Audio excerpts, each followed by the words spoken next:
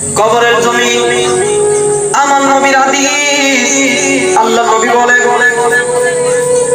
আখিরাতের প্রথম মঞ্জিল কবর, সবচাইতে ভয়ঙ্কর হবে কবর। কবর যার সহজ হয়ে যাবে আমার নবী বলে হাসরের মিজান ফুলসিরাত প্রত্যেকটা গাঁঠে গাঁঠে তার জন্য সহজ হয়ে যাবে। জোরে বলে সুবহানাল্লাহ। কবরটা এমন ভয়ঙ্কর, এমন একটা ভয়ঙ্কর, আপন বলতে কেউ থাকবে না।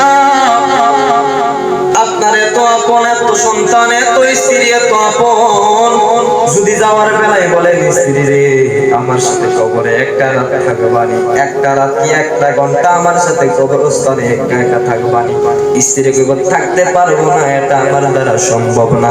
কথা জোরে বলেন ঠিক কি না? যেই জায়গায় স্ত্রীরা আপনার পর হয়ে যাবে, সন্তান সন্তাদি আপনার পর হয়ে যাবে, ওই কবরে আপনার আমার আপন কেউ থাকবে না। যিনি আপন হবেন তিনি নবী রহমাতুল লিল আলামিন। কথা জুড়ে বলেন ঠিক কি না? নবী রহমাতুল লিল আলামিন ছাড়া একটা উম্মতের আপন কেউ থাকবে না। যদি খাস উম্মত হতে পারেন, আমার নবীর উম্মত হতে পারে, আমার নবী আপনারে কবরে আসরে মিজানে ফুলসিরাতে প্রত্যেকটা গাঁঠে গাঁঠে তোলাবে। কথা জুড়ে বলেন ঠিক কি না?